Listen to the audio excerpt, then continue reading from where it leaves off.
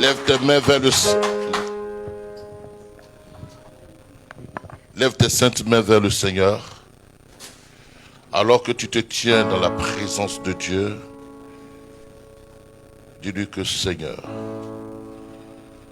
c'est le moment où je veux recevoir de ton conseil divin. C'est le moment où je veux te disposer mon entendement. C'est le moment où je veux te disposer mon écoute. Ce que Dieu te demande, c'est l'écoute et la concentration. Pourquoi? C'est lui qui envoie la foi. Il envoie la foi chez celui qui écoute. Sans écoute, il n'y a pas d'introduction de foi. La foi vient de ce qu'on entend. Cette année 2021, ce que Dieu te demande, simplement, prête-lui ton écoute. Et lui se chargera d'ensemencer. Ton écoute équivaudra à un terrain qui n'est pas rocailleux, à un terrain qui n'est pas épineux, mais à un terrain sur lequel la semence pousse. Et elle pousse au centuple. Seigneur, pendant que nous sommes dans ta présence, nous te donnons gloire. Nous reconnaissons tous en ce lieu que tu es Dieu. Mais au-delà, tu es Père. Et notre esprit au-dedans de nous dit Abba Père. Celui qui est la source de toutes nos ressources. Celui qui est le pourvoyeur de toute provision dont nous avons besoin. Celui qui envoie sa parole et dont la parole a la puissance et la capacité de guérir et de transformer. Seigneur, nous avions plusieurs fois entendu parler de toi. Mais toutes les fois que nous venons dans ta présence, c'est avec soif. C'est avec désir. C'est avec une fervente attente de ta part. Je prie ce matin que ta parole parvienne à des cœurs qui ont besoin de toi, qui ont soif de toi. Et qu'elle étanche la soif de nos cœurs. Quelqu'un est venu avec un besoin de recevoir une direction de ta part. Seigneur, accorde-lui la direction. Quelqu'un est venu avec une attente de recevoir une ressource, une énergie, une force de ta part. Accorde-lui ce matin d'être fortifié par ta présence. Quelqu'un est venu avec une attente de recevoir la guérison. Accorde-lui la guérison. Quelqu'un est-il venu avec un fardeau? Tu as dit, venez à moi, vous tous qui êtes fatigués, que les jougs soient brisés et que ce matin, ton peuple parvienne à une entière liberté. Quelqu'un est-il découragé? Infuse-lui ton souffle, afin que là où ton souffle est, Seigneur, que ses capacités soient des capacités transformées, des capacités naturelles en capacités surnaturelles. Et qu'ils disent, je puis tout par celui qui me fortifie. Quelqu'un est-il venu avec l'espérance qu'il est seul dans ce pays, il est seul dans ce combat? Seigneur, rassure-le, car tu as dit, je suis avec vous jusqu'à la fin du monde. Ta présence, synonyme de guérison, synonyme de liberté, synonyme d'affranchissement, accomplissement, synonyme de total épanouissement. Donne à ton peuple d'expérimenter ta présence. Oh, merci. Anne était venue avec le visage larmoyant, mais elle est repartie de ta présence avec un visage rayonnant. Je prie ce matin que quelqu'un parte de cette présence avec la joie du Seigneur, avec la gloire scintillant sur son visage, avec la joie dans son cœur. Seigneur, nous sommes venus, mais nous ne voulons pas être comme nous étions venus. Nous sommes venus, mais nous voulons être transfigurés ce matin. Seigneur, merci pour toute la victoire que nous avons dans ta présence et avec toi. Au nom de Christ glorifié, nous avons prié. Et le peuple de Dieu dit Amen. Amen. Avant que tu t'asseyes, je vais te demander un service. Avant que tu t'asseyes, je vais te demander un service. Je vais te demander un service. Avant que tu sois assis, approche-toi de quelqu'un et dis-lui ce matin que tu es béni. Sache que tu es béni. Sache que tu es béni.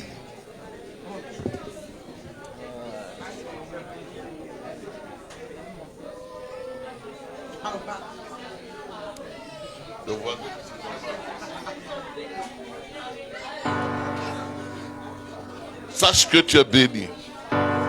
Rappelle-lui qu'il est béni. Amen. Veuillez vous asseoir. Il y a du taf à faire ce matin. On va y aller rapidement. Amen.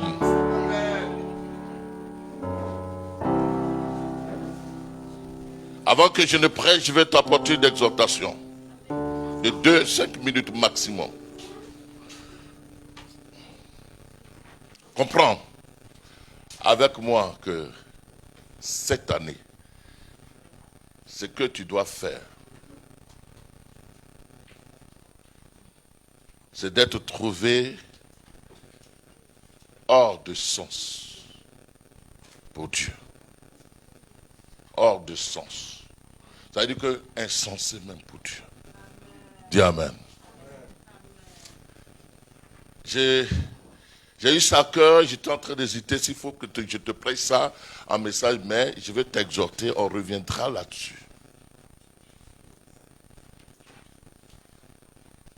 Dieu a dit, vos pensées ne sont pas mes pensées, vos voix ne sont pas mes voix. Donc, toi, tes pensées bien réglées, bien harmonisées, tes raisonnements bien établis, ça peut ne pas être les pensées de Dieu.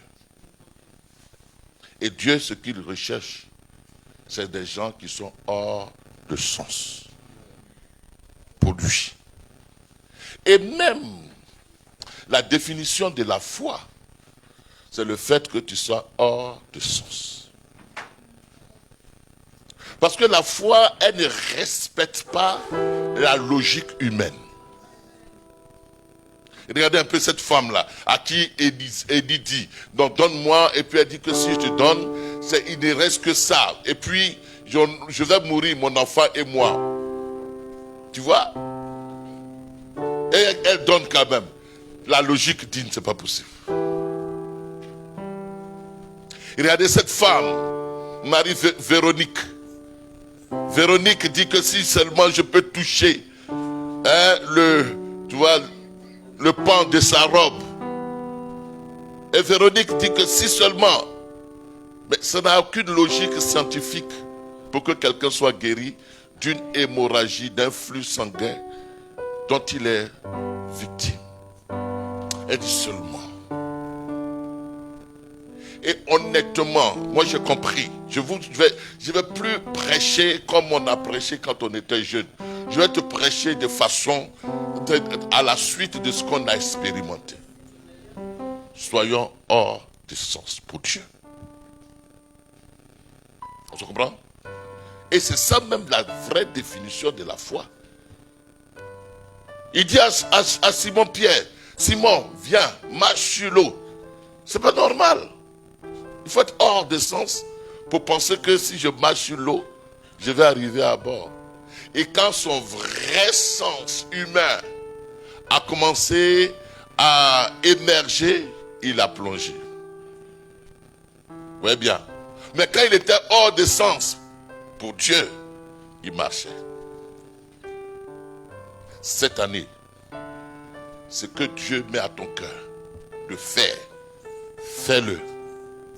Pour les uns, tu seras hors de sens. Pour les autres, tu seras dans le plan de Dieu. Alors il dit dans 2 Corinthiens chapitre 5, verset 13, il dit quoi? Dans 2 Corinthiens chapitre 5, verset 13, il dit quoi? On va dire à partir du verset 12 d'abord. 2 Corinthiens chapitre 5, verset 12 à 13. Ouais. Non. Oui. Oui.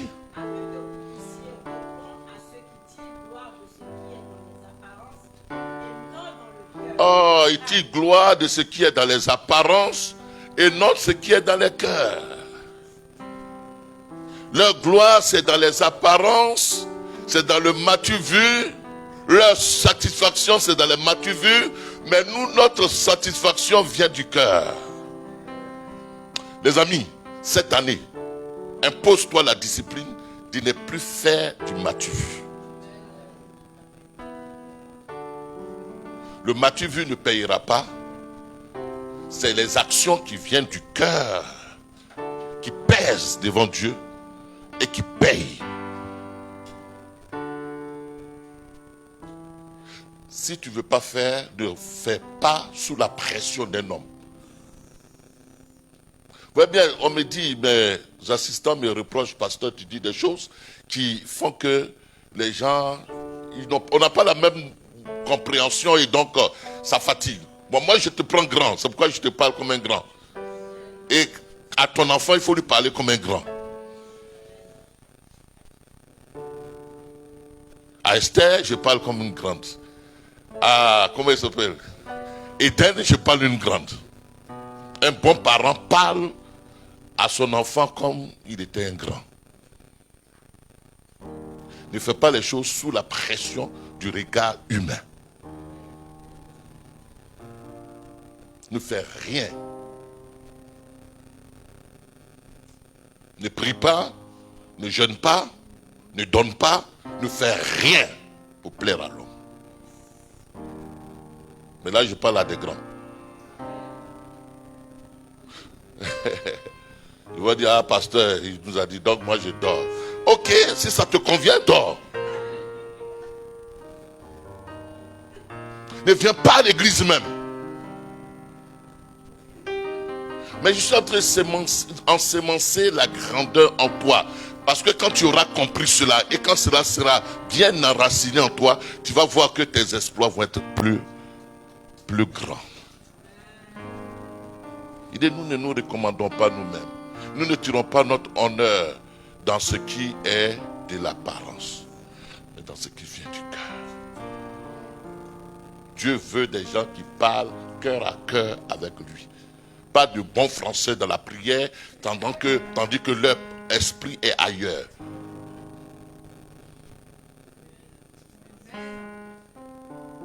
Alors, il dit par la suite quoi? Au verset 13, il va dire quoi? Oui. En effet, si je suis hors de sens, moi Paul, si je suis hors de sens, je le suis pour qui?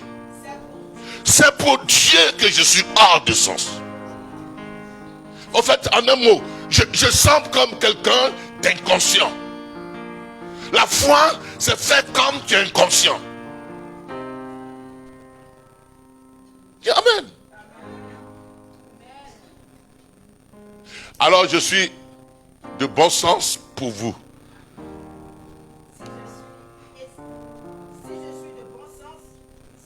c'est pour vous. C'est-à-dire que comme vous êtes encore petit, au lait, je fais des choses de bon sens. Mais là même, si Dieu me dit, enlève ta veste, il faut porter caleçon, va, pied plat, je vais porter ma veste, parce que je sais que celui qui m'a dit, enlève la veste, va pied plat, il me donnera toute la couverture pour que j'arrive à destination. Mais pour vous, comme Corinthiens, vous êtes encore petit, je fais les choses dans un raisonnement qui soit acceptable. Je suis modéré. La foi, elle est définie comme étant hors de sens. Je vous prie. Je prends du temps pour dire, Seigneur, qu'est-ce qu'il faut à ce peuple? Et où est-ce qu'il faut que le peuple arrive? Je vais prêcher tout à l'heure ce que j'ai reçu à mon cœur. Mais hier, j'étais à un programme. Invité par un ami, je suis là, je suis assis. Et puis il dit, oh, dans mon esprit, il dit, mais on a dépassé ce cap. Pourquoi? Parce que on arrive sur tel, même sur le modérateur, on dit que non, ils ont attaché ton âme. On arrive sur l'autre, on dit qu'on t'a maudit. On arrive sur l'autre, tu as un esprit des eaux. On arrive sur l'autre, on fait des déclarations. Il dit, mais tiens, mais ils sont encore au lait. C'est-à-dire que quand tu es encore au lait, tu prends plaisir à entendre ces choses. Mais non, maintenant je suis assis en Christ. Je fais montre de l'autorité que j'ai acquise en Christ. Donc il faut qu'on arrive à un stade où on n'est plus, ça ne devient plus des choses qui nous attirent, des choses où on dit non, quelqu'un m'a dit on ne fait pas de délivrance. On fait la délivrance parce que la meilleure délivrance, c'est de pouvoir épurer ton esprit et te donner une conscience pure devant Dieu, afin que tu puisses être responsable et que tu puisses qui tu es en Christ. La foi se définit comme étant hors de sens.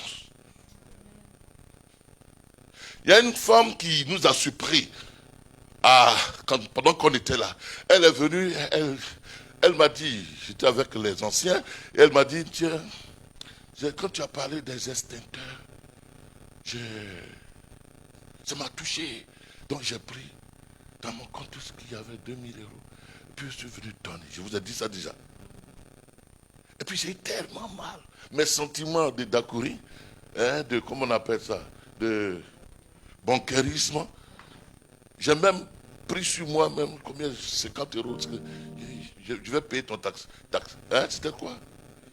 Je voulais payer son taxi. Et puis elle était frustrée. Elle dit, mais comment tu veux payer mon taxi? Donc tu veux dire que moi-même je suis fou quoi, j'ai donné à Dieu. Il faut être hors de sens. La foi, c'est être hors de sens. Depuis que nous raisonnons, nous sommes souvent dans nos raisonnements en dehors du plan de Dieu.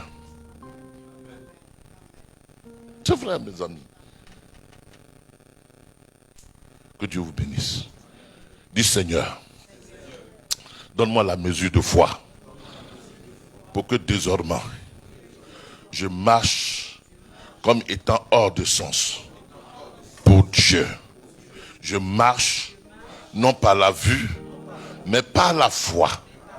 Je marche comme étant quelqu'un qui voit les choses dans le surnaturel et qui agit dans le nom de Jésus-Christ.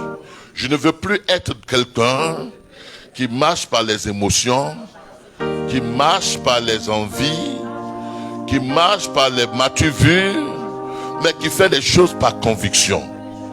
Parce que la foi, elle se définit par une pleine persuasion, une pleine conviction que l'on a au nom de Jésus-Christ.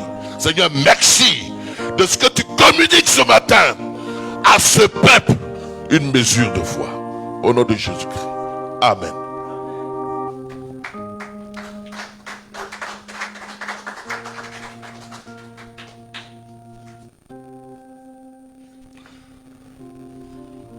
On est dans une association de pasteurs. Comme le Philippe, je ne veux pas dire ça. Mais on a perdu des gens J'étais venu et puis on a dit, quelqu'un a donné une expression. Non, il faut accrocher ta chemise là où ta main arrive. Et ça, c'était des pasteurs qui parlaient comme ça. Donc, on n'a qu'à cotiser. Si on donne 5 euros, 5 euros, 10 euros, 10 euros, c'est bon. Déjà, il était choqué. Et jusqu'à ce jour, quand il me voit, il se moque de nous en disant, on met sa chemise là où ta main arrive. Moi, je mets ma chemise où la main de Dieu arrive.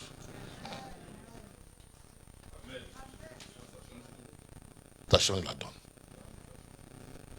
Si tu dis que je me plais dans un studio, donc Dieu te donnera les moyens de payer le studio et de vivre dans le studio. Mais si tu vois Dieu capable de te mettre au large, Dieu te mettra au large. Ça, c'est être hors de sens. Seigneur, merci pour ta parole qui va te délivrer ce matin. Et je prie que les oreilles soient attentives. Au nom de Jésus-Christ. Amen. Et ce qui va m'intéresser ce matin, c'est Christ est tout et Christ est en tous. Christ est tout et Christ est en tous. Il est tout, il est tout et il est en tous. Est-ce que tu sais que Christ est en tous?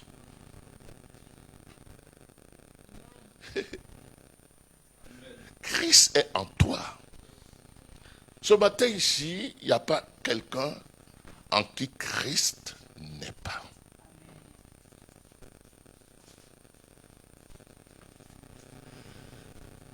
La Bible dit, quand Dieu a créé l'homme à partir de la matière, ce qui a fait la différence entre l'homme et l'animal, c'est que Dieu dit, faisons l'homme à notre image, qu'il soit le reflet de Dieu. C'est-à-dire que l'image, c'est quand je regarde dans le miroir, je me vois. Donc quand on le voit, on voit Dieu. Mais selon notre ressemblance, la ressemblance, c'est par rapport au caractère, par rapport à la maturité. Donc nous travaillons à la ressemblance de Dieu, mais nous sommes l'image de Dieu, le icône de Dieu. C'est pourquoi Jésus, quand tu vas vous dire dans Hébreux chapitre 1, Hébreux va dire qu'il était l'image, il est l'image de Dieu. Et il va dire à Philippe, Philippe, depuis que je suis avec vous là, tu ne sais pas. Il dit, montre-moi qui est le Père. Mais Philippe, tu ne sais pas que celui qui m'a vu a vu le Père. Donc, il était conscient qu'il était l'image de Dieu, le reflet de Dieu. Une fois, ma maman était décédée, et puis, je suis allé au village. Ça faisait longtemps, on est parti du village très tôt, et il y a un monsieur qui m'a vu, mais il dit, mais ça, c'est le vieux Abraham. Ah. Parce que tout mon être entier, c'est mon père. Mais ça, c'est biologiquement. En réalité, tout ton être entier, c'est Dieu. On n'a pas besoin d'aller à la mosquée, à la cathédrale, à l'église pour chercher Dieu. C'est lui qui t'a vu, a vu Dieu. Il faut que tu parviennes à cette conscience, prise de conscience que je suis l'image de Dieu. Et je suis le reflet de Dieu. Donc qu'est-ce que Dieu va faire? Il va prendre l'homme, il va prendre la poussière, qui est la symbolique de la matière, qui est la symbolique de tout ce qui est d'en bas. Il va prendre la poussière, et lui, Dieu qui est là-haut, il va insuffler en lui. Donc c'est le souffle de Dieu en lui qui le déifie, qui fait de lui Dieu. Et je veux dire ce matin, le roi de Dieu est en toi, l'esprit de Dieu est en toi, tu es Dieu. C'est-à-dire que tu es de la nature de Dieu. on verra à la suite de ce texte que pourquoi les gens, ils ne manifestent pas le surnaturel. Parce qu'ils n'ont pas conscience qu'ils sont l'image, le icône de Dieu. Ils sont Dieu, ils ont Dieu en eux. Quand la Bible dit que ne savez-vous pas que votre corps est le temple du Saint-Esprit, ça veut dire que vous êtes l'habitation de Dieu. Dieu est rempli en toi et tu es dans le pléros de Dieu. C'est-à-dire que tu es dans la plénitude de Dieu et Dieu doit être manifesté. Dieu doit être extériorisé. Il ne faut pas qu'il soit concentré en toi, mais il faut qu'il sorte de toi. C'est pourquoi l'apôtre Paul dit que lorsque Christ paraîtra, alors la gloire aussi, lorsque Colossiens chapitre 3, il dit que lorsque Christ paraîtra, la gloire aussi paraîtra en vous.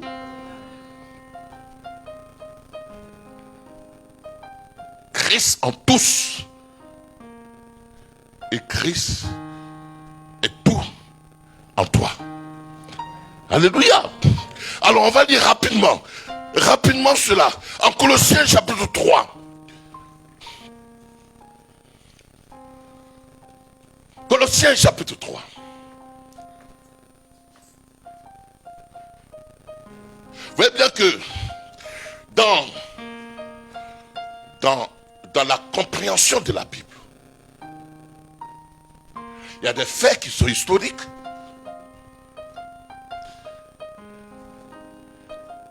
Des faits qui sont théoriques. Et des faits qui sont expérimentaux. Ça veut dire quoi? Quand tu lis Goliath, quand tu lis l'Ancien Testament, ça c'est la symbolique, c'est l'image, c'est l'ombre. Mais la réalité étant en Christ, quand tu lis les épîtres, tu vois l'explication du combat de David contre Goliath. Tu vois l'explication de ce qui est dit dans l'Ancien Testament.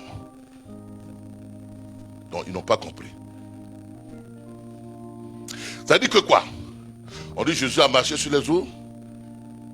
Ça c'est quoi? C'est une image. Mais l'explication va se trouver là, dans les épîtres. On dit Jésus est mort à la croix. Ça c'est l'image. Mais la réalité, tu vas la vivre dans les épîtres. L'explication de ce que tu vois est dans les épîtres. Est-ce que vous comprenez?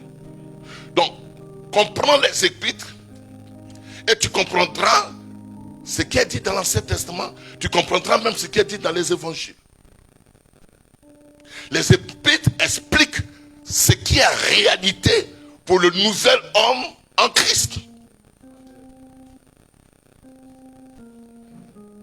Quand il dit à Nicodème, si quelqu'un n'est né d'eau et d'esprit, il ne peut voir le royaume de Dieu. Il ne parlait pas, Nicodème ne pouvait pas comprendre parce qu'il n'était pas encore mort et ressuscité pour que Nicodème comprenne ces réalités spirituelles. Alors, il va dire en Colossiens chapitre 3, comprends ça bien ce matin. Ma prière, c'est que tu comprennes la pensée de Dieu et quand tu l'auras acquise, tu l'expérimentes. Et quand tu l'auras expérimenté, tu l'appliques. Et l'application ne trompera pas, ne faillira pas. Pardon, sors de la religion qui pense que c'est quelqu'un qui doit faire. Non, quelqu'un ne doit pas faire. C'est celui qui a compris qui doit faire.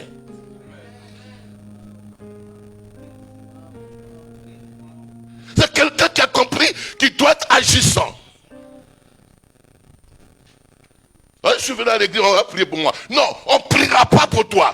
Tu es venu à l'église pour apprendre et pour comprendre. Et lorsque tu auras compris, tu appliqueras ce qui est de toi et ce qui est en toi et ce que tu es capable de faire en Christ. Parce que je puis tout par celui qui me fortifie. Et tu ne seras plus à la merci des hommes. Tu ne dépendras plus. Parce que Christ ne t'a pas sauvé pour que tu sois dépendant d'eux. Mais pour que tu reconnaisses ta position en Christ et que tu exerces l'autorité qui équivaut à ta position. Alors, il dit quoi? Verset 5. Colossiens 3, verset 5. Non, verset 4, il disait, quand Christ, votre vie, paraîtra, alors vous paraîtrez aussi avec lui dans la gloire. Au fait, quand il dit quand Christ, votre vie paraîtra, vous voyez bien que la théologie souvent nous a menés à ne pas comprendre les choses qui sont à nous et à les futuriser. À les futuriser. Quand Jésus viendra, non, il est déjà venu. Il est en toi. Et parfois, si tu ne comprends pas certains contextes, quand la Bible dit que quand Jésus viendra, Jésus viendra correspond parfois dans certains textes à ton expérimentation de Christ. Maintenant, je ne sais pas que vous comprenez. C'est-à-dire que pour moi, Christ peut être venu maintenant, pas à la compréhension de la révélation. Pourtant, il n'est pas encore venu.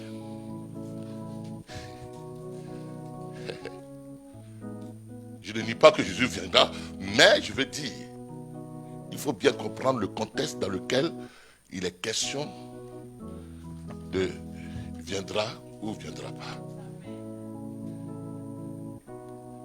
Il dit quand Christ, votre vie, paraîtra. Au fait, Christ en vous, il paraîtra. C'est le parousia.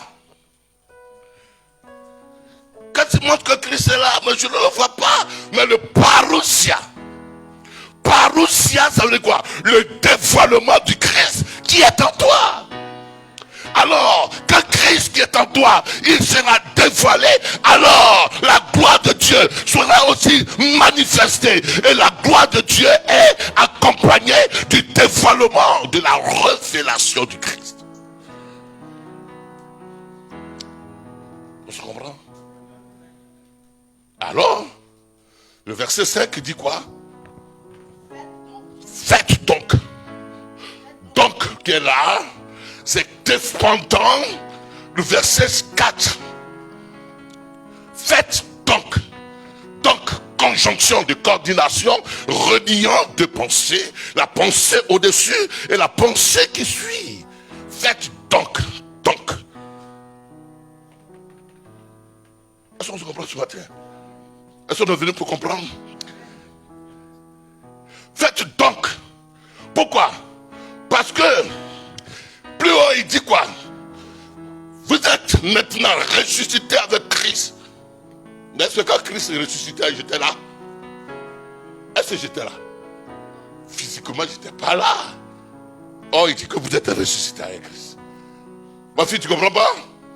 C'est-à-dire que Christ, quand il ressuscitait, j'étais là, spirituellement. Quand il était crucifié, j'étais à la croix, spirituellement.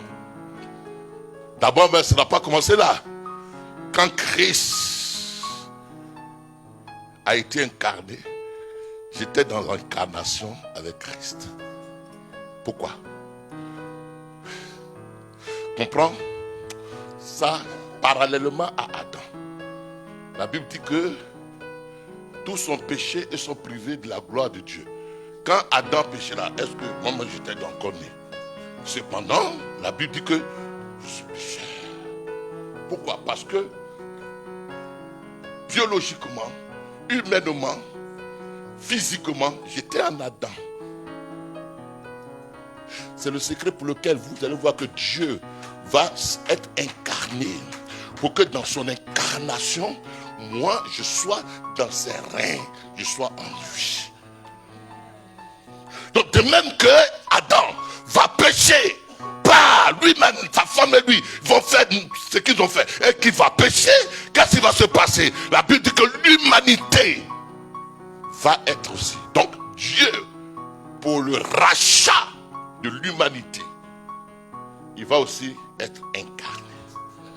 Il va prendre le corps. Or, le corps contient la terre et tout ce qu'il convient, tout ce qu'elle renferme. Donc, Christ en lui, il contient la terre et il contient la déité, la divinité. Est-ce que vous comprenez? Donc, vous voyez bien, vous ne voyez pas que Christ est venu pour mourir à la croix simplement pour nous. Non, c'est vrai, on a dit qu'il est mort pour nous. Mais en réalité, Christ, quand il vient, on est en lui. On est ensemencé en lui. Je suis compris en lui. Seigneur, ouvre l'esprit parce que nous voulons manifester Dieu cette année. Donc, la Bible déclare que quand il meurt, l'apôtre Paul dit, Galates chapitre 2 verset 20, j'ai été crucifié avec Christ. Et donc si je vis, ce n'est plus moi qui vis, c'est Christ qui vit en moi. Donc quand Christ était crucifié, est-ce que Paul était là, hein? Paul n'était pas là. Cependant, il dit j'ai été crucifié avec Christ. Ça veut dire que quoi? Quand Christ montait à la croix, il était le représentant de toute l'humanité. Il était le représentant de toute, même pas seulement de l'humanité, mais de toute la création. Donc il venait pour racheter l'homme, mais il venait aussi pour racheter la terre. Parce que quand Adam tombe, l'homme, l'être humain, l'humain tombe, mais en même temps, la création tout entière tombe. Or, Adam était fait pour qu'il puisse dominer, il puisse régner, il puisse manifester le ciel sur la terre. Pourquoi? Parce que Adam, il est l'intermédiaire entre la terre et le ciel.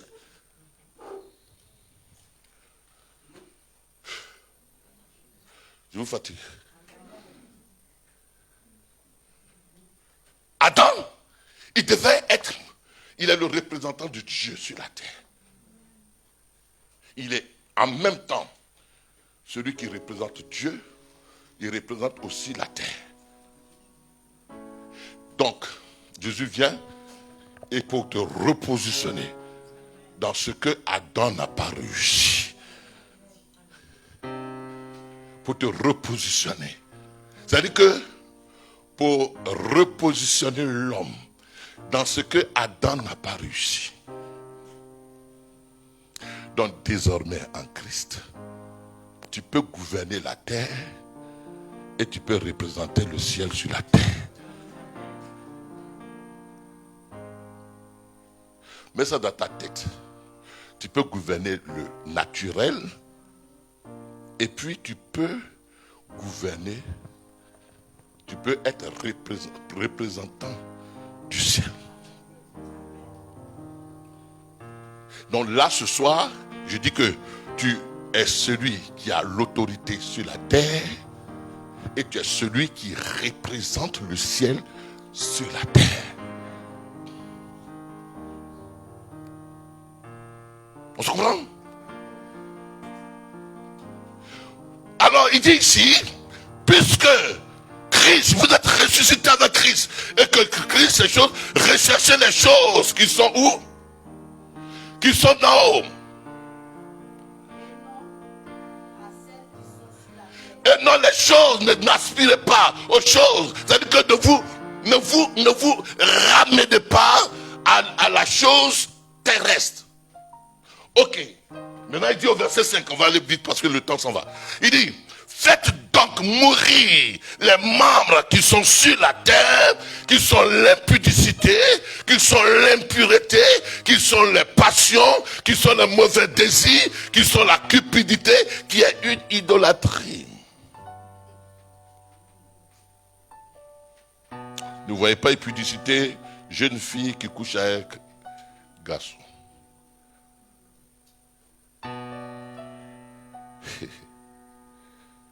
Parce que la Bible dit que Ésaü avait été, dans Hébreux chapitre 12, Ésaü était aussi impudique. Impudicité, c'est débauché. Débauché, c'est celui qui fait les choses à l'inverse.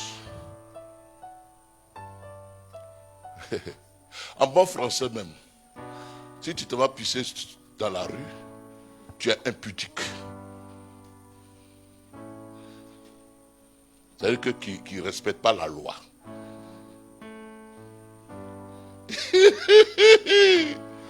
Wouh! Il y a beaucoup d'impudiques parmi nous. Ils ne respectent pas la loi. Ils passent par des vers. Il dit, faites fuir toutes ces choses-là.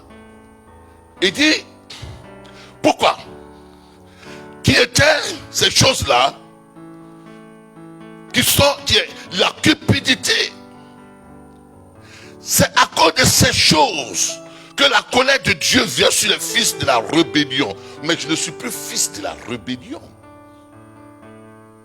Or, les fils de la rébellion, c'est ceux qui sont en Adam.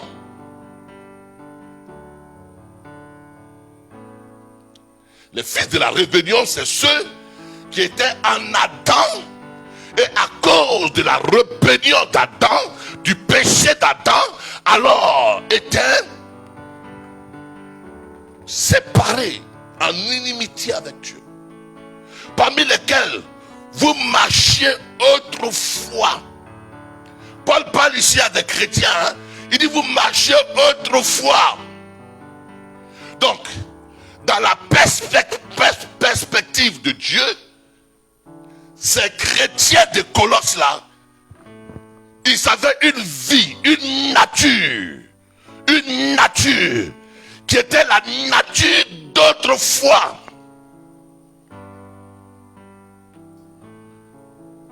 Et qui n'est plus cette nature du temps présent pendant qu'ils sont en Christ.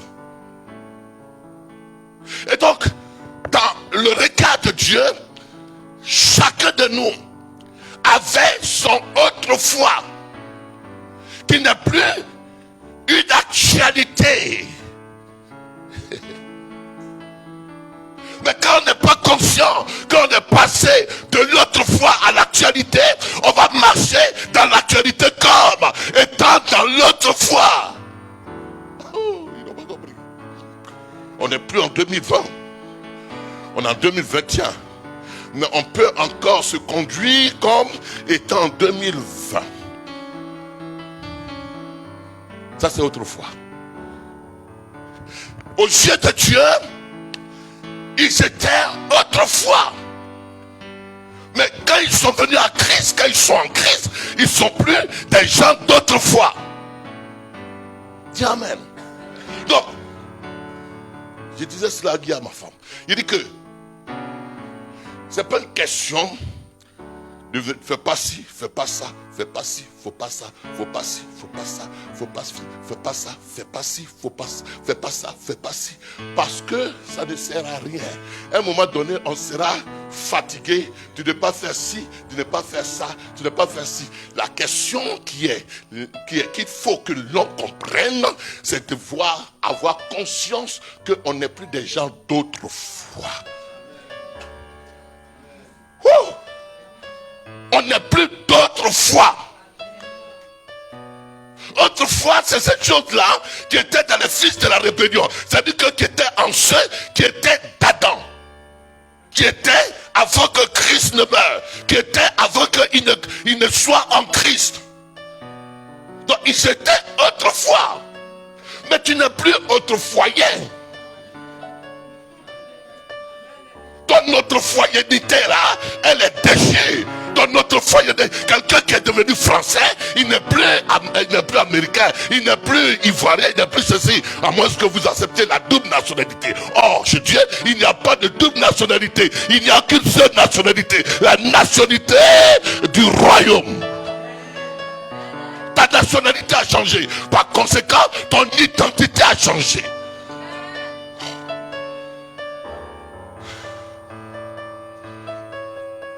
Jusqu'à quand tu vas comprendre que tu n'es plus d'autrefois.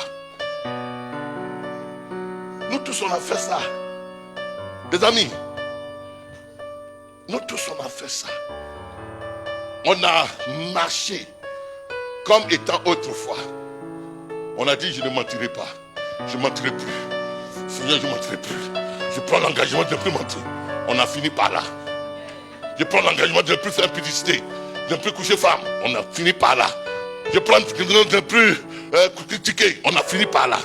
Mais c'est parce que on est sous un régime dictatorial. Fais pas ci, fais pas ça, fais pas ci, fais pas ça. Et après, la chair, elle s'affaiblit et elle retombe dans ce qu'on lui a dit de ne pas faire.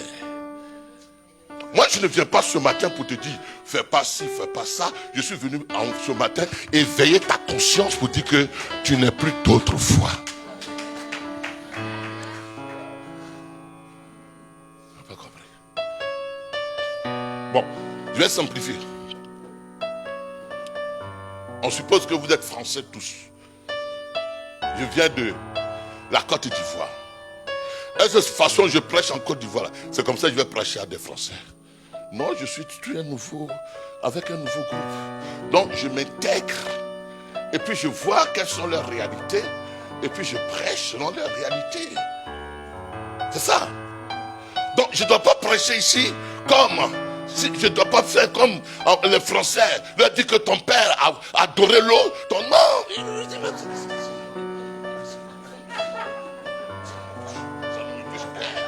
Parce que c'est pas lié à mon actualité, à ma réalité. Tu vois? Donc, c'est pourquoi Paul dit aux Romains, soyez transformés par le renouvellement. Mettez un peu à jour le disque dur qui est ici.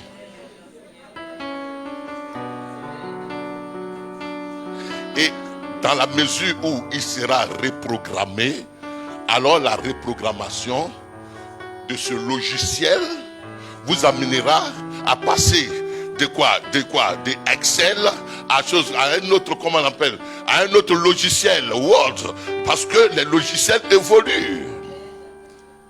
Mais tu ne vas pas travailler. Nous, on a fait dactylo quand on était à l'école. J'ai fait dactylo. Bah. Non, maintenant, tu as le portable et puis tu regardes. Tu vois, ne sois pas comme autrefois. Dis Amen.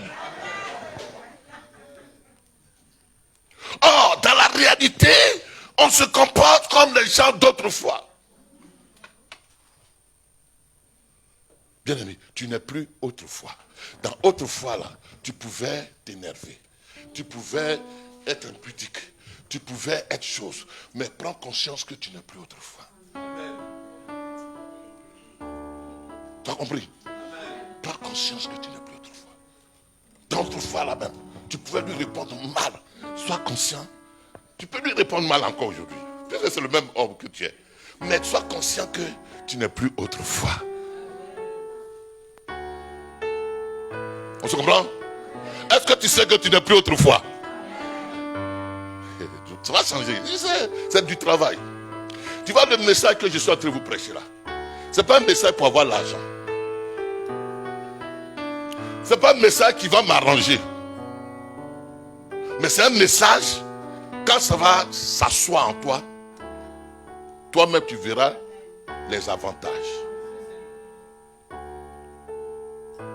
C'est pourquoi je regarde un peu les jeunes qui font ce qu'on a fait. Ça aussi c'est pour faire ce qu'on a fait là. Je peux continuer, mais ça ne t'arrange guère. La Bible déclare à tous ceux qui l'ont reçu, le pouvoir leur a été donné de devenir enfants, lesquels sont nés non de la chair, ni du sang, ni de l'homme même, mais de Dieu. Avant, ils étaient nés de la chair. Avant, j'étais né de l'homme. Avant, j'étais né du sang. Mais maintenant, je suis né de Dieu. Donc, je ne suis plus autrefois. Mon identité spirituelle a changé. Si tu me cherches dans l'autre foi, tu ne me trouveras plus. Pourquoi? Parce que je suis mort en Christ et je suis ressuscité. Je suis ressuscité avec un autre type, une autre espèce de personne. Pourquoi la Bible dit que si quelqu'un est en Christ, c'est pas si conditionnel, c'est si conclusif. Étant donné que vous êtes en Christ, vous êtes maintenant une nouvelle création. Les choses anciennes, les choses d'autrefois sont passées, les choses sont devenues nouvelles. C'est pas conditionnel. Ne vois pas le si comme conditionnel. Vois ceci en un si conclusif, étant donné que.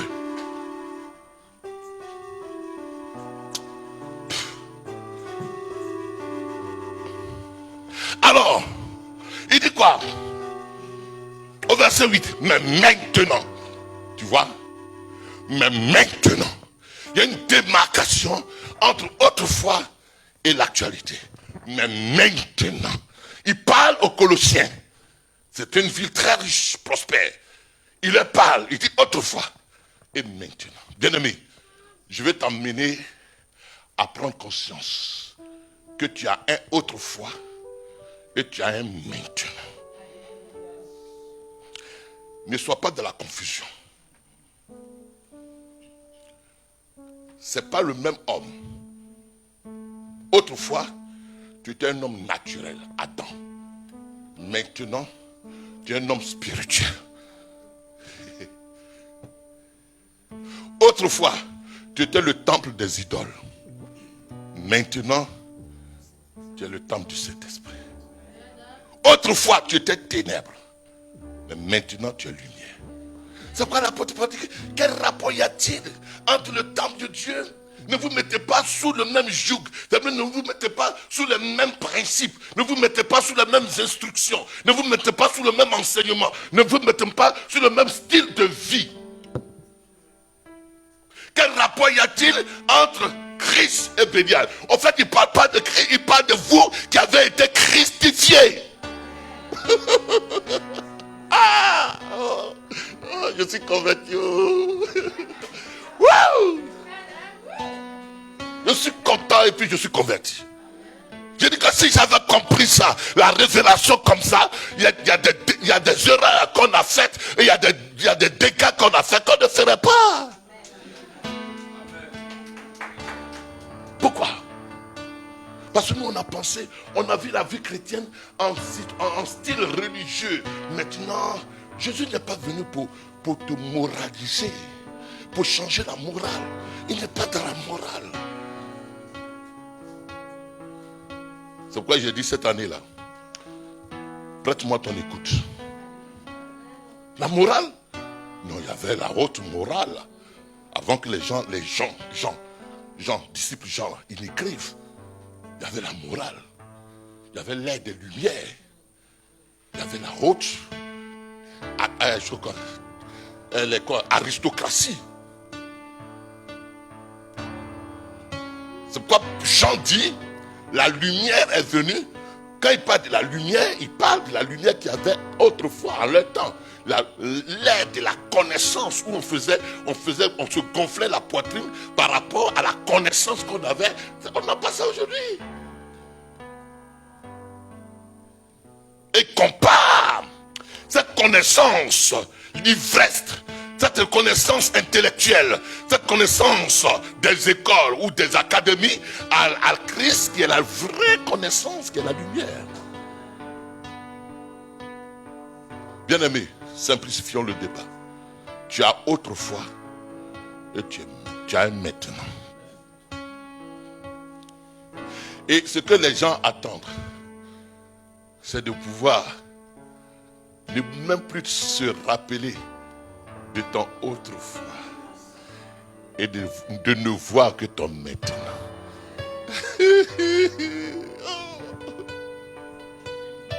Waouh! Oh!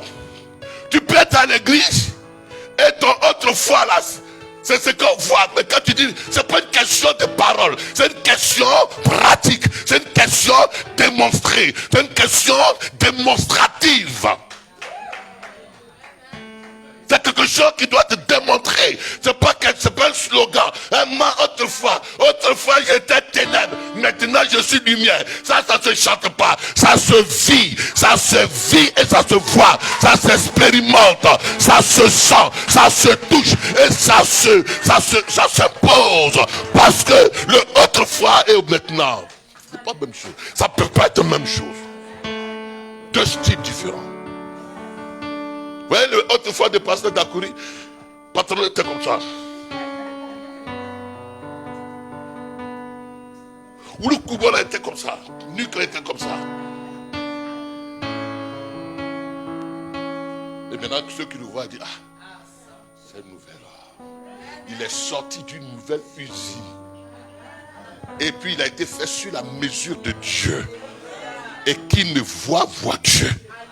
autrefois qui me voit Adam, qui me voit mon père biologique, qui me voit ma tradition, qui me voit les tidas, qui me voit ma coutume, qui me voit le villageois, qui me voit la religion de mes pères, qui me voit comment mes parents se sont comportés, comment mon père s'est comporté avec ma mère, qui me voit comment les gens de mon village se comportent, tel groupe ethnique se comporte, comment les gens de la culture. La culture est, j'étais l'incarnation. Maintenant, dans le maintenant, je suis l'incarnation du royaume de Dieu, qui me voit pas simplement au royaume de Dieu, qui me voit simplement Dieu, qui me voit la vérité, qui me voit la lumière de Christ.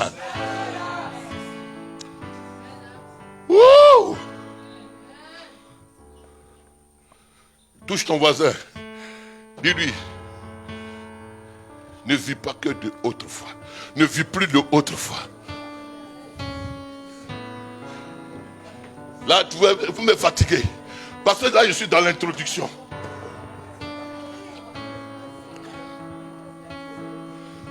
Bon, je vais accélérer, à moins le cas, parce qu'il faut qu'on finisse. Christ en tout, là, n'ont pas encore touché.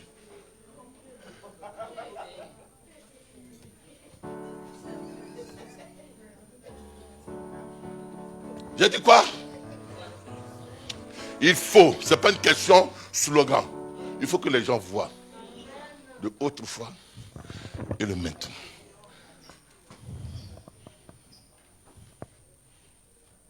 Mais pour que les gens voient, il faut que tu prennes conscience. Bon. Macron, quand il n'était pas président, il pouvait manger dans les rues, il pouvait manger dans les restaurants, il pouvait se comporter. Maintenant, son maintenant est différent de avant. Pourquoi? Parce que lui-même, il est conscient que je représente toute la France. Chacun de mes discours engage la France. Ma représentation à l'Union européenne engage la France. C'est ça aussi qui doit être.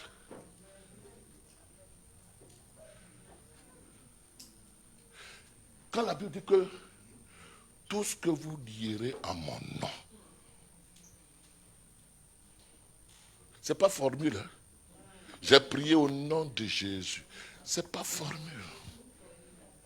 Et puis ne dis pas, ah, mais tu as fini ta prière. Tu n'as pas dit au nom de Jésus. Ce n'est pas formule. En mon nom, c'est-à-dire que en tant que Christ, j'ai prié au nom de Jésus-Christ. Ça veut dire que j'ai prié en qualité de Christ, en tant que Christ, comme Christ, étant Christ.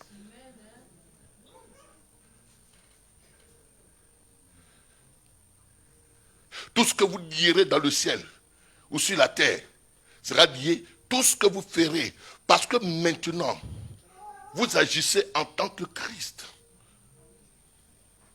Ce n'est même pas, pour parler bon français, il ne nous a pas donné une autorité déléguée.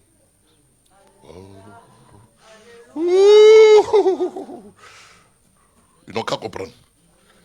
On n'est pas dans une autorité déléguée. On n'est pas dans une délégation de pouvoir.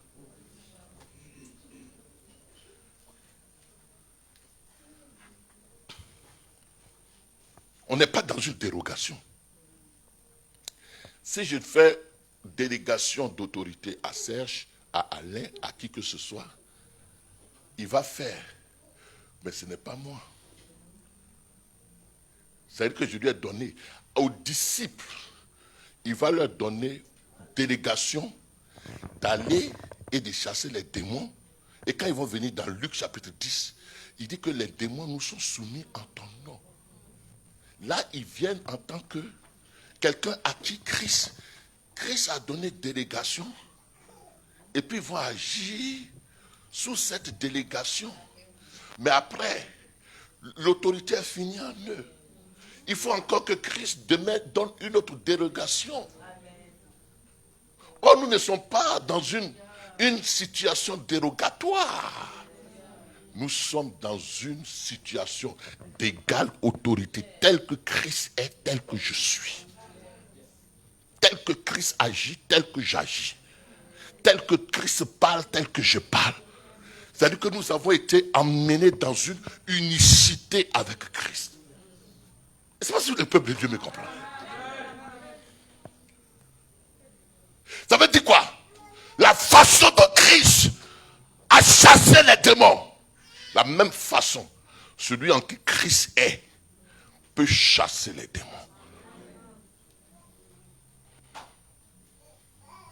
Donc, ce que Christ a été capable de faire, toi tu es capable de le faire. Parce que vous devenez quoi? Co-héritier et coéquipier. Et vous devenez collaborateur. Ce qui est à Dieu est à Christ. Et ce qui est à Christ est à moi. Non, ne te prends pas au petit chrétien. Hein.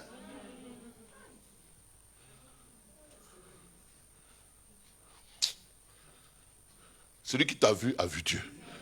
Dis Amen. Quand le Christ vient là, les démons fuient, non? Quand un petit Daniel vient, les démons doivent fuir. Parce que ce n'est pas un petit Daniel, c'est Christ. Parce qu'on n'est plus des disciples de Christ. Tu n'es pas disciple de Christ.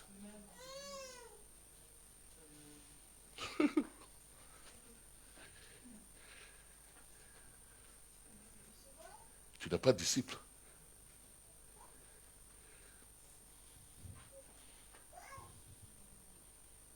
Tu n'es pas disciple.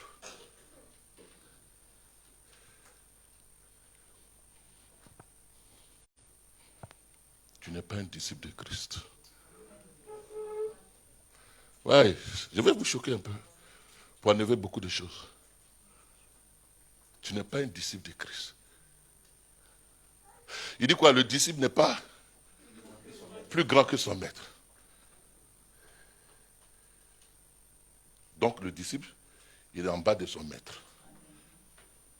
Mais quand Christ va ressusciter, il dit, allez dire à mes disciples, je vais vers leur Père, mon Père, leur Dieu, mon Dieu.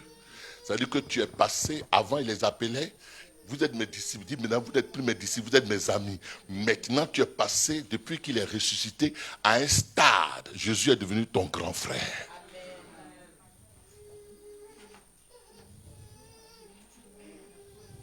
Vous n'avez pas égal, autorité égale, onction égale, grâce égale, pouvoir égal. En fait, je ne dis pas ces choses ce matin pour vous émousser, mais je dis des choses pour que tu comprennes qui tu es en Christ. L'autorité dont tu fais montre en Christ. La position que tu as acquise en Christ. Tel que Dieu te voit étant en Christ. C'est-à-dire que tu es dans une unicité avec Christ. Unicité, ça veut dire quoi? On ne peut pas te dissocier de Christ. On ne peut pas te séparer de Christ. Vous êtes devenus un. Dis Amen. Et quand cela sera imprégné dans ta conscience, tu mèneras chaque jour une vie chrétienne victorieuse, une vie chrétienne à l'exemple de Christ. Tu ne t'inquiéteras plus en tant qu'Adam. Tu ne t'inquiéteras plus en tant qu'homme. Tu ne t'inquiéteras plus en tant que disciple. Tu ne t'inquiéteras plus en tant que serviteur. Mais tu parleras le langage d'un fils à son père. Il dit l'esclave, le doulos ne demeure pas, mais le fils demeure. Tu n'es plus un esclave qui attend des choses pour que Dieu bénisse moi. Non, ce qui est à Dieu est à toi. Alors tu prends possession de ce qui est à toi. Est-ce qu'on se comprend un peu? On peut avancer? Ok, il dit quoi?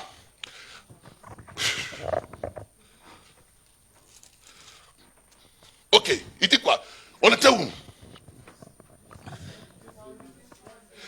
Maintenant, renoncez. Maintenant, renoncez. Il donne l'instruction. Renoncez à toutes ces choses. À la colère. À la colère, ça ne te convient plus. Ça ne te convient plus. Ça veut dire que la nouvelle nature que tu as acquise là ne peut plus supporter ça. Il y a des choses, je ne peux plus dormir avec ça. Par inadvertance, ce n'est plus même ma nature. Est-ce que tu comprends? Bon, où tu es ce matin? Si je te prends des habits que j'ai pris dans une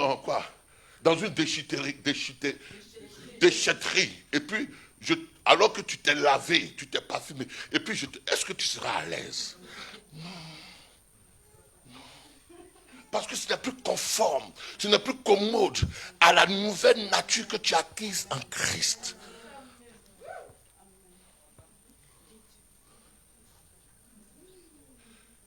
Je vais lui répondre mal. Il va voir de quel point. Non, tu n'as plus de force pour ça. Parce que la nature que tu as créée, la nature par laquelle tu pouvais faire, elle a été crucifiée, elle a été détruite, elle a été anéantie à la croix. Et tu as revêtu une nature divine dans laquelle, si quelqu'un t'a offensé, tu dis, Père, pardonne-leur, car ils ne savent pas ce qu'ils font. Oh, ça, je sais que ça ne vous convainc pas. Pour me plaire, vous me dites Amen. Jusqu'à ce que cette année 2020, vous parveniez à cette stature. C'est là le travail, c'est là le vrai travail, c'est là la vraie délivrance. La vraie délivrance. Elle ne consiste pas au nom de Jésus. Imposer pied, imposer crachat, imposer hauteur, imposer toutes sortes de quoi? Coronavirus. Ça n'a rien à voir avec ce que Dieu attend de toi. Dieu veut que tu parviennes à comprendre que en Christ, ta nature déchue, ta nature adamique, ta nature pécheresse, elle n'est plus en toi. Tu es revêtu d'une nouvelle nature, de la nature divine. Et que tu prennes conscience de cette nouvelle nature. C'est dans la mesure où la prise de conscience sera là que cette nouvelle nature sera mise en exergue. Oh Seigneur, pardonne-nous, je suis un pécheur. Hein? Ça c'est prière pharisien unique. C'est un pharisien religieux. Je suis un pécheur. Je ne suis plus un pécheur. Qui a dit que tu es pécheur? Péché, c'est un état. C'est pas parce que tu donnes des cours à domicile que tu es un professeur.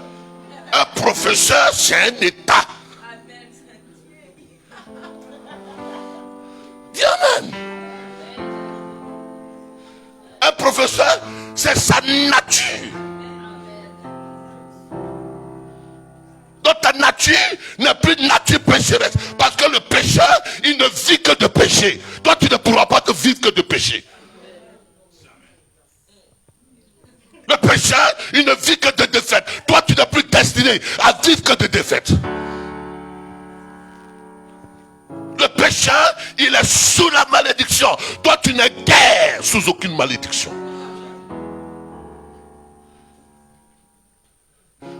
Tout se passe où? Le renouvellement de l'intelligence. Tu vas en Afrique, ils ont des policiers, ils ont des impôts, ils ont tout ce qui est ici en France. Mais ils n'ont pas encore pris conscience. Même quand j'étais là-bas, il y a assistance sociale. La femme de mon ami même, on mange toujours ensemble. Je mange chez elle. Elle-même n'est pas consciente de ce qu'elle est assistance sociale. Toutes les structures sont là, mais aucune prise de conscience.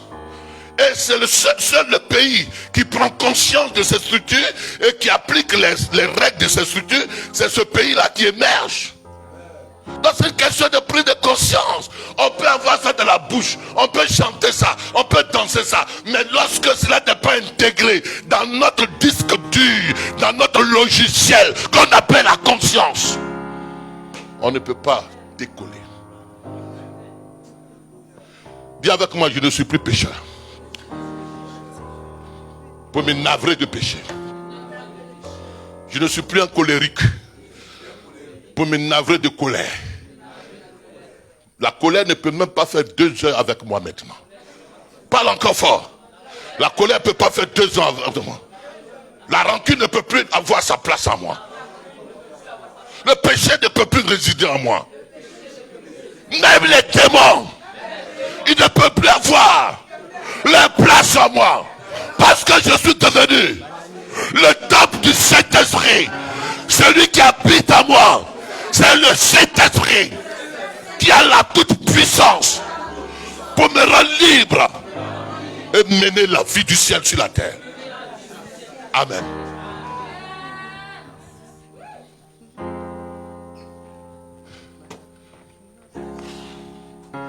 Là, je n'ai pas encore commencé.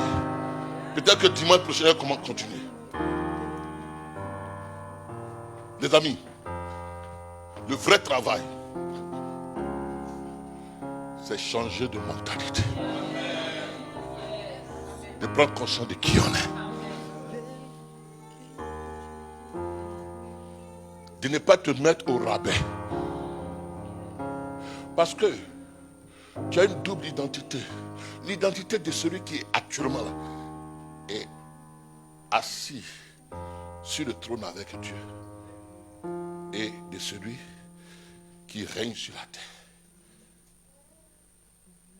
Christ, quand il est mort, il est ressuscité avec nous. Il est encensé avec nous. Il s'est assis à la droite de Dieu, le Père, avec nous. Donc, notre force, là, moi j'ai dormi à 6 heures.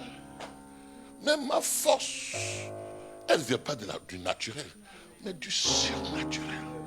Nous traversons une crise. Mon espérance n'est pas dans le héros, mais mon espérance, c'est dans les ressources du ciel. Nous sommes souvent affligés. Ma consolation n'est pas quelque chose de l'extérieur, mais ma consolation, elle vient du ciel. Je suis souvent troublé, mais la paix, ma paix n'est pas liée à tout ce qui est extérieur, mais ma paix, elle est conséquente de celui qui vit en moi. C'est deux réalités différentes.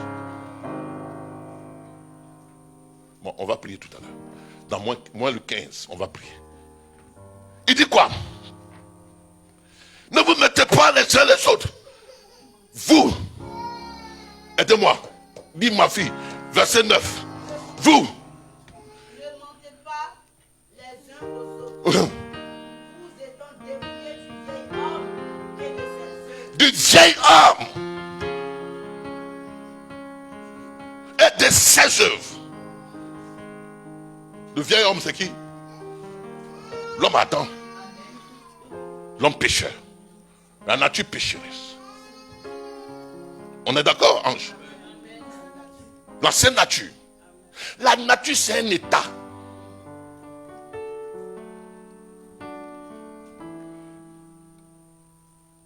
Vous avez été dépouillé du vieil homme. À quel moment? À la mort, à la résurrection de Christ, je suis introduit en Christ. Ancien Adam est détruit. Il est détruit. Maintenant, quand on n'est pas conscient, on va entraîner la dépouille de Adam. C'est la dépouille. On ne vit que des dépouilles. Et les démons aiment ça. Pourquoi? Parce qu'au village, n'est-ce pas, quand quelqu'un est mort, on le tend sur le lit.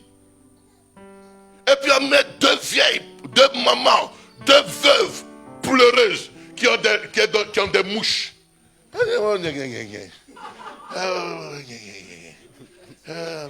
Le pasteur, il fait office d'enlever une mouche, il est mort.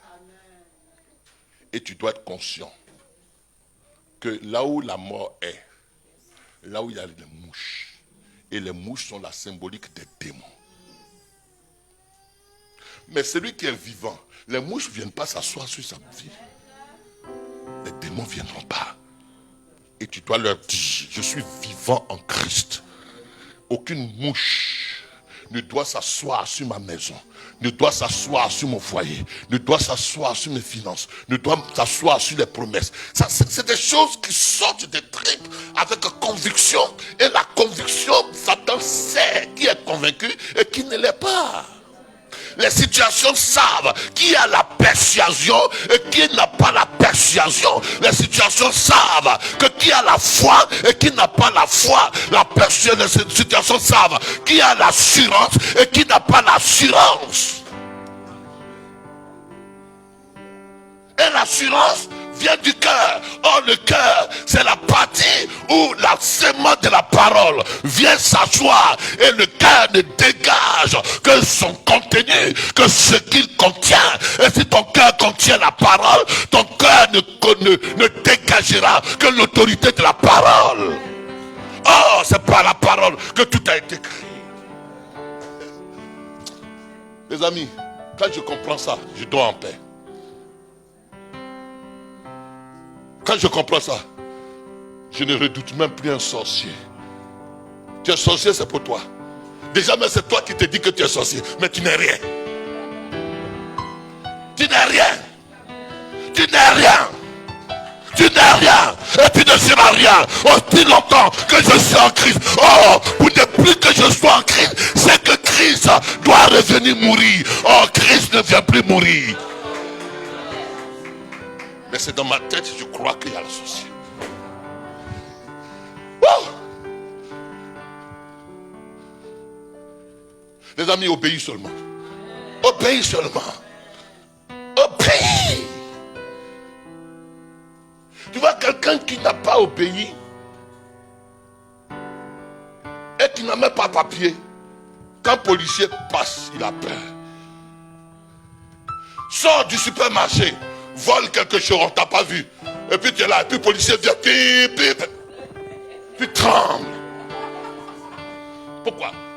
Parce que d'abord la parole à laquelle tu enfreins, tu te déstabilises toi-même. Tu te mets sur la condamnation toi-même. Tout le jugement de la parole que tu connais, que tu n'appliques pas toi-même. Est-ce que vous me comprenez? Bon, je vais m'arrêter parce que je dis trop de choses. Dimanche prochain, on va continuer. Alors, je ne peux pas continuer comme ça. Il dit quoi? Il dit, selon l'image de celui qui l'a créé, il n'y a ni grec, il n'y a ni quoi?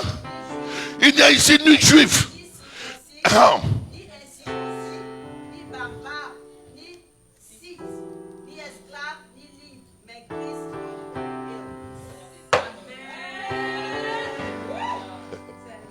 Et cette année, le programme que je vais vous donner, pourquoi on ne manifeste pas ça? Il y a plusieurs raisons. L'une des raisons, les gens ne savent pas. Ils ne savent pas. Un père aimait son fils. Il est parti en maison de retraite. Il a laissé... Il savait qu'il allait mourir parce qu'il avait une maladie sérieuse. Et il prend une Bible, comme celle-ci. Et à l'intérieur de la Bible, dans la page de la couverture, il met la clé d'une voiture de grande marque. Mais en même temps, il met les coordonnées du notaire à qui il a laissé toutes les informations au sujet de son enfant. Pour que, à son décès, son enfant puisse entrer en possession de l'héritage. Et puis il met ça dans cette page. Il met ça là. Dans une belle enveloppe, il met tout là. Et puis à l'anniversaire de son fils, il donne à son fils la Bible. Avec la couverture. Suis-moi, suis-moi. Suis-moi. Suis-moi. Et son fils prend la Bible. Et puis voit sur la couverture Holy Bible. increase, I hope. But this I call to mind, and before I have hope. Bon, je ne vais pas t'expliquer ça, c'est trop long. Et puis prends la Bible. Il dit, mon père, il est fou, quoi. Plein d'anniversaires où les gens, mais j'avais dit que ce temps n'aime pas, il me laisse Bible. Et puis le monsieur, il laisse consigne à l'État pour dire que si je meurs, enterrez-moi, il ne faut pas que je dure. Et l'enfant, il est ailleurs. Il est mort, on l'enterre. Maison de retraite fermée pour lui. Et l'enfant, il vient plus tard. Et puis, il pleure son père. Et il dit son père est méchant. Et il garde la Bible. Il dit mon père est méchant. Maintenant, en souvenir un jour, il a traîné, il souffre, il ne mange pas. En souvenir un jour, il dit, moi, ce vieux père, il va dire comme ça, c'est comme ça, il me laisse. Voilà un document comme ça, mais il pense que moi, je n'ai pas, ma bibliothèque est fournie. Il prend le livre. Et c'est quand il a ouvert qu'il a vu l'amour que son père avait. Mais c'est parce que il ne prend pas le soin, il ne prend pas le soin de lire, d'ouvrir et de connaître le testament que le Père lui a laissé. Tel est le croyant aujourd'hui. Tel que tu es. En Christ, il y a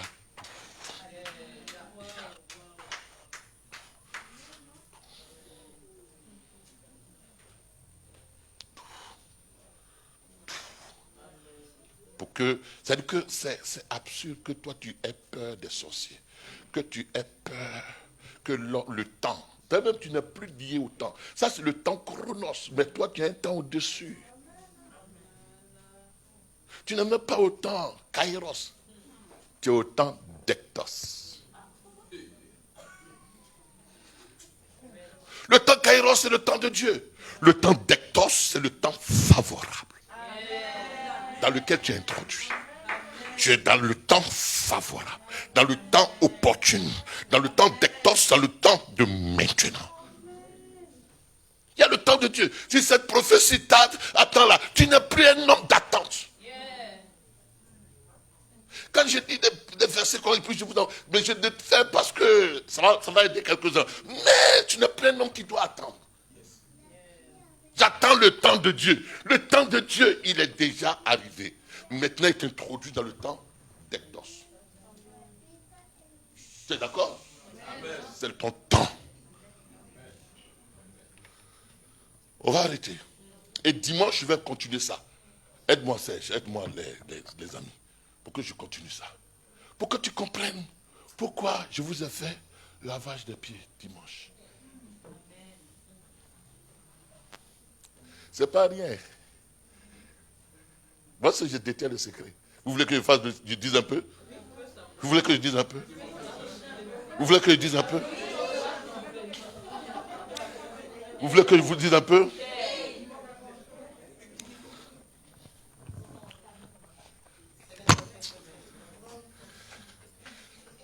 Quand je dors, je dis, hey. Regarde un peu, dit Josué chapitre 1. Dieu va dire à Josué, parce que il y a deux générations. Il y a la génération de Moshe, il y a la génération de Moïse, la génération qui est sous la loi, sous les instructions de la loi. La loi n'est pas faite pour toi. Et il y a la génération de Josué. Josué qui est le prototype de Christ. Parce qu'il porte le même nom, Yeshua.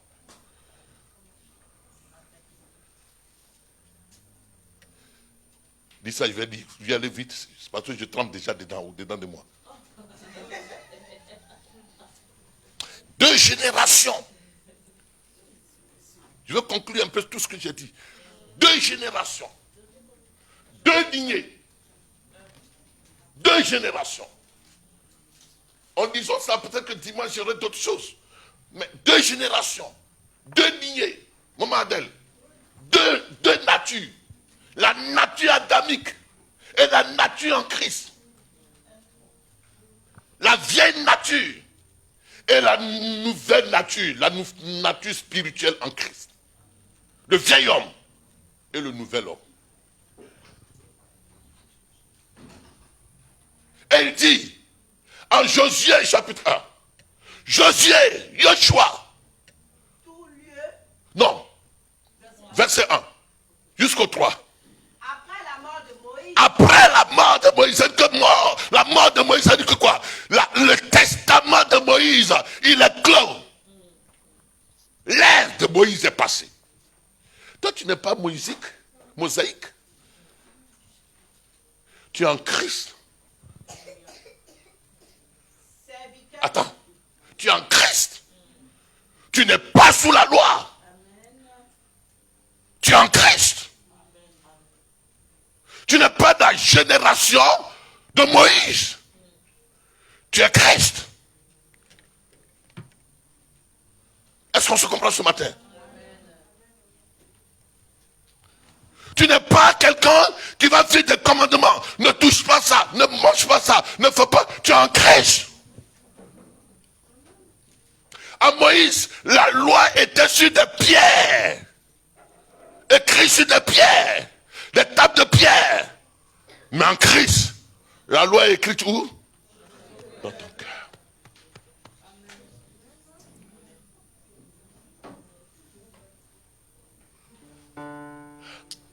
À Moïse, il fallait des sacrificateurs pour enseigner ça. Parce que eux seuls, ils avaient l'esprit. Pendant qu'ils exerçaient leur fonction. Mais toi, en Christ, l'esprit est sur toi en permanence. Tu es un sacrificateur. Il dit que je fais de vous une race élue, un sacerdoce royal. Tu cumules 2 fonctions. Tu es non seulement sacrificateur, mais tu es en même temps roi. C'est pourquoi on dit que Jésus-Christ, le roi des rois. Le roi des rois. Quels sont ces rois? C'est nous, les petits rois. C'est nous les rois, lui les rois. C'est pas roi des 108 ou roi des Daoné. Tu vois, quand il dit ces choses comme ça, il y en a qui sortent, ça me fatigue. Tu es un roi. Jésus-Christ est quoi? Le roi des rois. Le Kurios des Kurios. Ah, le Kurios, c'est un propriétaire à qui tout appartient. Marche avec cette mentalité de tout m'appartient. Pas marcher avec une mentalité de quoi? D'immigré. Alors il dit quoi? Après la mort de Moïse, Dieu dit à Josué. Moïse, mon serviteur, est mort. Lui il est serviteur, toi tu n'es pas serviteur, tu es qui? Je suis qui? Fils. Une servante chez moi. Même le plus petit fils. Regarde un peu Éden. Éden, si elle est dans leur maison, il y a un serviteur. Éden a plus de droits que qui? Que le serviteur. Éden est plus grande que qui?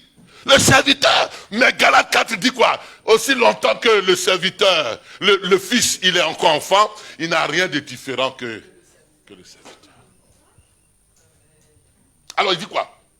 Moïse, mon serviteur, est mort. Il est mort. Maintenant. Non. Vous êtes dans quoi? Vous êtes dans quoi? Est-ce que vous êtes dans avant?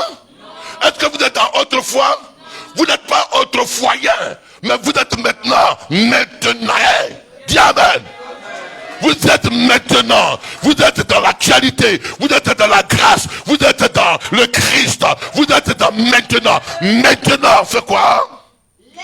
Lève-toi. Passe ce Jourdain. Toi et tout ce peuple. Entrez dans le pays. Que je donne aux enfants d'Israël. Verset 3. Ouais. Est-ce qu'ils ont dit seulement Abidjan? Non. Est-ce qu'ils ont dit seulement autant? Ouais, on dit tout lieu. C'est-à-dire que si je fous les portes de Dieu, si je fous la porte de Dieu en France, tout lieu ce matin, tout lieu ce matin, tout lieu ce matin. Que foulera quoi? Que foulera? Que foulera? Que foulera? Que foulera? Je te le donne.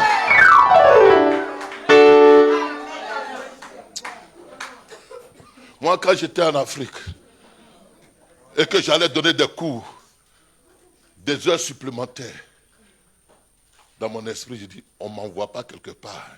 Si tu vas chercher travail avec moi, toi, tu es déjà disqualifié. Moi, on va me prendre. Il suffit que moi je fasse et puis ça reste. C'est comme ça. Je ne vais pas vous dire tous mes secrets, mais c'est comme ça. Or, tout lieu. Qu'est-ce qu'il dit en Genèse 1? Je vais te prier. Genèse 1. Attends. Genèse 1. Verset 26. Oui. Puis Dieu dit, faisons l'homme à notre image. Oui. Selon notre ressemblance. Qu'il fasse quoi? Qu'il fasse quoi? En hébreu, domine, ça veut dire qu'il cabache. Qu'il cabache.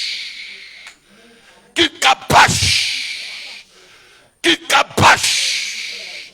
En cabache veut dire celui qui domine, qui marche, qui piétine, qui assujettit, qui met sous son pouvoir, sous sa domination. C'est pourquoi tu vas voir dans Ephésiens chapitre 1, le verset 22, la Bible dit que Christ est la tête et il a donné pour l'église pour chef et il a tout mis sous les pieds de l'église. Bien aimé, vous avez le pouvoir sous votre pied, vous avez le pouvoir et tout lieu que foulera la plante de ton pied, il te le donne.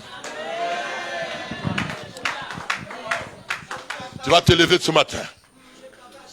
Dis, je cabache la terre de la France. Je cabache le territoire de mes ennemis. Je cabache. Hey, comprenez avec moi. C'est pourquoi vous allez voir que Moïse n'est pas entré dans la terre promise. Qui est rentré dans la terre promise? C'est Josué. Parce que quoi? Tout lieu, il lui a été donné. Vous êtes amenés à entrer dans vos possessions en cette année 2021. Vous êtes amenés à marcher dans vos promesses en 2021. Tout lieu. Tout lieu. C'est pourquoi Jésus... C'est pourquoi Jésus, il a lavé les pieds. Il a lavé les pieds. Il a lavé les pieds. Pour que tout lieu où il rentre, il ne faillisse jamais. Il ne soit déficient de rien. Ce pays-là, qu'il y ait corona ou pas, pour moi sort. Quels que soient les temps et les circonstances, pour moi sort. Parce que moi, il a été dit une parole sur mes pieds. Tout lieu que foulera la plante de l'enfant de Dieu, de tous ceux qui sont de la génération de Yeshua. Oh, il le donne. Ce matin, je prends possession. Tous ces lieux, les territoires qui m'ont été arrachés, je prends possession. Je prends possession. Prophétise sur ta vie. Prophétise sur ta vie. Prophétise sur ta vie. Je prends possession. Tout lieu, je prends possession. Je prends possession. Mon lieu de travail, je prends possession. Ce foyer, je prends possession. Ce pays, je prends possession. La préfecture, je prends possession. Les territoires qui m'ont été arrachés. Yes! Yes! J'ai l'autorité de Christ. Il m'a donné. Il m'a donné. Bien-aimé, confesse ta victoire. Confesse. Confesse. Confesse. Déclare que tu n'es défaillant de rien. Tu n'es déficient de rien. Tu ne manqueras de rien. Tu ne joueras pas. Ce pays ne sera pas le pays de ta détresse. Ce pays ne sera pas le pays de ta détresse. Ce pays ne sera pas le pays de ton affliction. Ce pays ne sera pas le pays de ta destruction.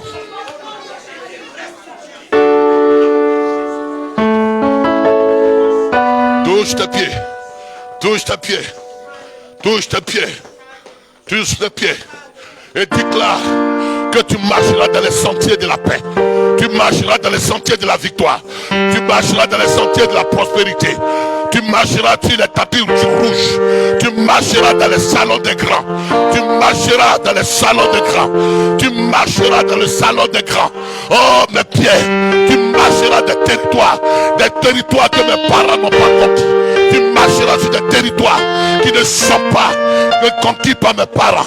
Tu marcheras sur des territoires. C'est pourquoi Jésus a dit, vous marcherez sur les serpents, et sur les serpents, et sur les scorpions, et sur toute la puissance de l'ennemi. Tu marcheras. Tu marcheras. Lève simplement la main. Mon ami, Christ est tout en tous. Christ est tout en tous. Christ est tout puissant en tous. Christ est suffisant en tous. Christ est roi en tous. Christ est capable en tous. Voilà ce que ça veut dire. Christ est capable en tous. Christ peut tout en tous. Seulement, il y en a très peu qui en sont conscients. Il y en a très peu qui le savent, qui ont la compréhension. Et plusieurs sont dans l'ignorance. Plusieurs ne savent pas que Christ est en eux. Christ est tout en tous. Christ est la divinité en tous. Christ est l'autorité en tous. Christ est la suffisance en tous. Christ est le faiseur de miracles en tous. Christ est le celui qui guérit en tous. Christ est le Dieu de prodiges en tous. Christ est suffisant en tous. Bien-aimé, tu n'es déficient de rien. Tu n'es dans le manque de rien. Tu n'es dans le manque de rien. Tu n'es dans le manque de rien. Ta force est en Christ. Ta force est en Christ. Et quand tu t'appuies sur Christ, alors tu peux dire comme Paul, je puis tout par celui qui me fortifie. Oh, maintenant, je ne crains plus rien. Maintenant, je n'ai peur de rien. Maintenant, je ne me laisserai persuader par quoi que ce soit. Je ne me laisserai éteindre par quoi que ce soit. Je ne me laisserai blâmer par qui que ce soit. Christ est la sainteté en moi. Christ est la victoire en moi. Christ est l'expression de Dieu en moi. Christ est la signature de Dieu en moi. Christ est l'empreinte de Dieu en moi. Christ est la gloire de Dieu en moi. En moi. Bien-aimé, ta main levée, je veux que tu comprennes. Christ en toi est plus que les positions des mains de qui que ce soit. Christ en toi est plus que la prière de qui que ce soit en toi. Ne te laisse pas espier ta liberté par quelqu'un qui vient te contrôler, dont ta vie dépend par des songes que tu vas expliquer. Non! Je vous dis des choses comme des grands. Tu vas acheter bénédiction. Wouh! Comme si Christ n'était pas tout suffisant en toi. Tout capable en toi. Les démons vont venir t'effrayer dans la nuit. Dis-leur que Christ me suffit. Christ me sécurise. La crise va sévir. Et tu vas dire, Christ est la provision suffisante en moi. Dans ce pays, c'est lui qui a dit, je vous donne le pouvoir de marcher, je marcherai.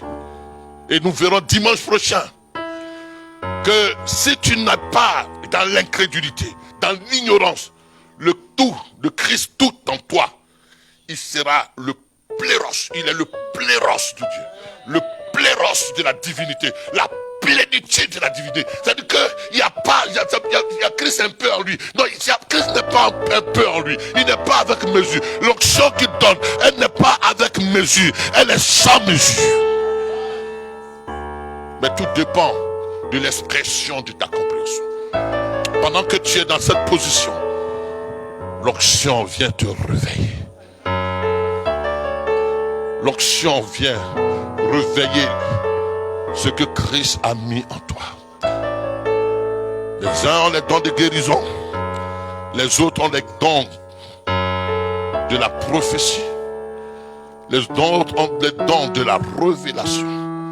Mais tout cela, c'est le Christ qui est tout en toi, qui fait tout cela, qui se remue, qui se remue, qui se remue, qui se remue et qui s'exprime différemment en fonction des temps et des circonstances.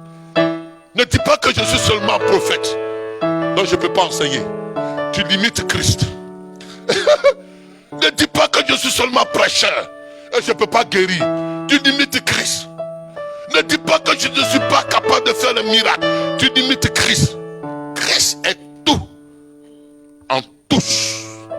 Il est tout en tous. Lève la main simplement. Cette main, Christ est tout en cette main. Cette main, Christ est tout en cette main. Aide-la. Christ est tout. Aide-la en cette main. Cette main ne faillira pas. Cette main ne manquera de rien. Cette main ne faiblira pas. Aide-la. Aide-la, qui sort. Aide-la. Il y a quelqu'un qui sort. Aide-la. Christ c'est tout. En tous. Est-ce que je dis ce matin? La toute suffisance de Christ est instruite, est infusée en toi. Ma fille, les miracles t'accompagneront.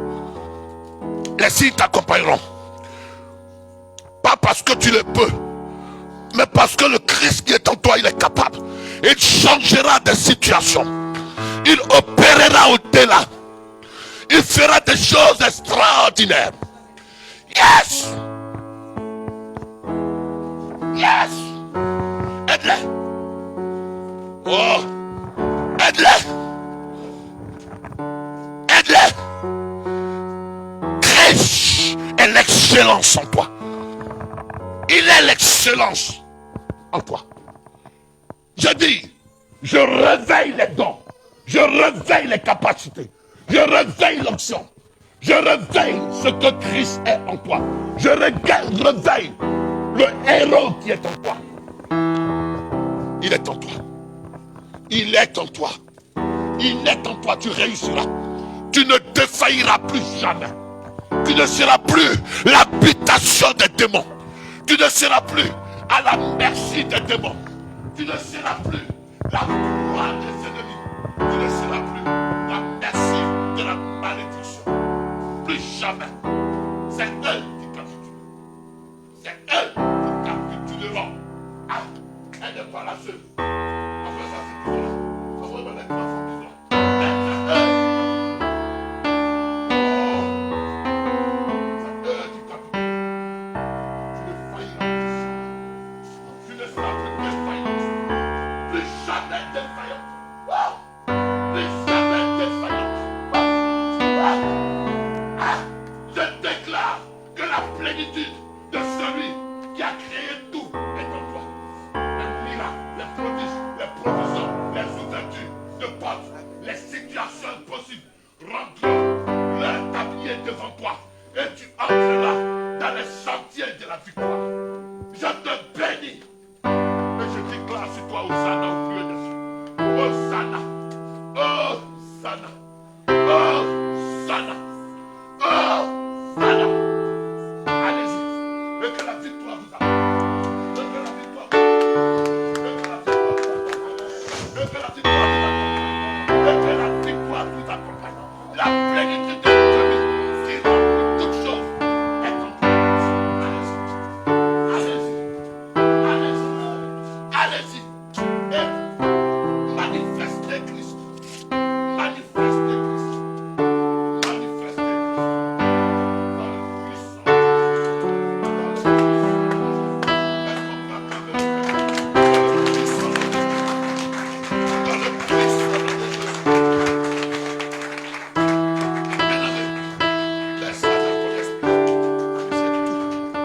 en toi.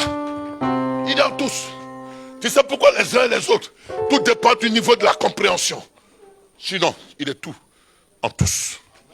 Il est le même en tous. L'autre n'a pas, la prophétesse n'a pas un esprit supérieur et toi tu as un esprit inférieur. Elle est consciente de la grâce de Dieu qui est en elle. Et toi tu n'es pas conscient. Mais Christ est suffisant.